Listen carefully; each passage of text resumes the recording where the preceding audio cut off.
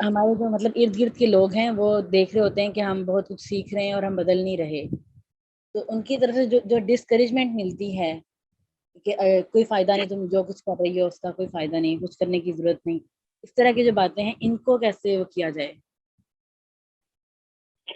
جو ہے نا جی، اس میں آگے چل کے آپ کو انشاءاللہ ایک ہمارا پورا پرماننٹ مستقل ٹاپک ہے کہ اس پوری ایکسرسائز میں موٹیو کیا ہونا چاہیے.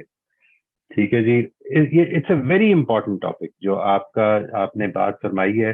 یہ اگر ہمارا موٹیو ویک ہوگا تو اصل میں یہ چیزیں ہمیں بہت زیادہ ڈسکریج کریں گی. لیکن جس طرح میں نے ابھی عرض کیا کہ اگر if it is a matter of my transacting with God, یہ میرا اور خدا کا انٹریکشن ہے جس میں اللہ تعالیٰ کنٹینیوسلی میری زندگی میں اپرچونٹیز پرووائڈ کر رہا ہے امپروومنٹ کی، کبھی آسانی کے ذریعے سے، کبھی مشکل کے ذریعے سے. جب میں اس چیز کے بارے میں کانشیس ہوتا جاؤں تو میرا خیال ہے کہ یہ بہت بڑا موٹیویٹنگ فیکٹر رہے گا کہ جس میں اصل میں دوسروں کی انکریجمنٹ اور ڈسکریجنگ جو کامنٹس ہیں، میں اس کو فیس کرنے کا حوصلہ اپنے اندر پیدا کرتا چلا جاؤں گا. لیکن again I would like to clarify one thing کہ یہ چیز انشاءاللہ as time progresses it will become obvious اور چیزیں آنی شروع ہو جائیں گی. آپ کو سب سے پہلی چیز جو نوٹ کرنی ہے وہ یہ کہ کیا آپ خود کانشیس ہو رہے ہیں. دیکھیے میں اس کی آپ کو مثال دیتا ہوں، اس سے بات واضح ہونی شروع ہوگی کہ جب آپ میں اپنی زندگی میں دس از اے ریالٹی میرے ساتھ یہ ہوا ہے، اس لیے it's a very real example.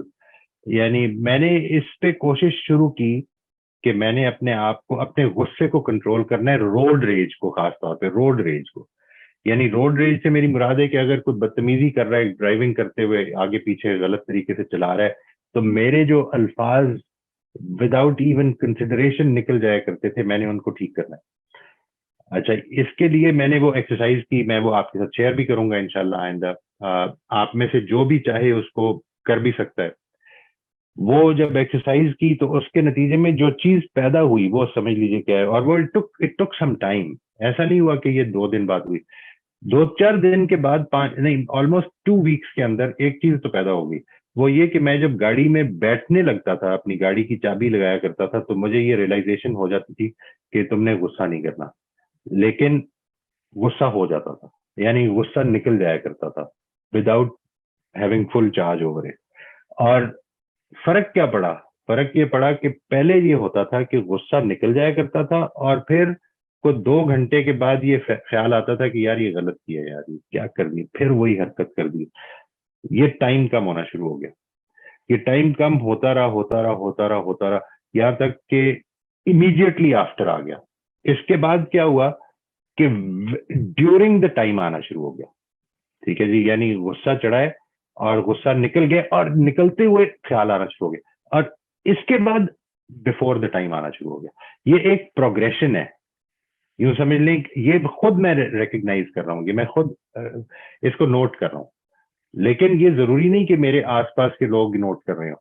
میں خود اس کے اندر جو ہو رہی ہے نا جی، جو ڈیولپمنٹ ہو رہی ہے، اس کو نوٹ کر سکتا ہوں کیونکہ مجھے پتا ہے کہ یہ ہو رہا ہے. بٹ فار مائی سن اور فار مائی وائف اور فار مائی ڈاٹرز اور فار مائی فرینڈس، وہ اصل میں وہی ہو رہا ہے کہ یار ابھی بھی اپنی زبان پر قابو نہیں ہے. لیکن ایک پروگرس چل رہی ہے. یہ اس سے موٹیویشن حاصل کرنے کی کوشش کرنی ہے آپ نے. ایک وہ چیز جو آپ کا موٹیو ہے، اصل موٹیو، کہ وہ خدا کے سامنے ہے. آپ نے اللہ تعالیٰ کے ساتھ ایک ٹرانزیکشن کی ہوئی ہے، اللہ تعالیٰ کے ساتھ انٹریکشن کر رہے ہیں. اس چیز کو اپنی ذہن میں آپ نے زیادہ سے زیادہ زندہ رکھنے کی کوشش کرنی ہے.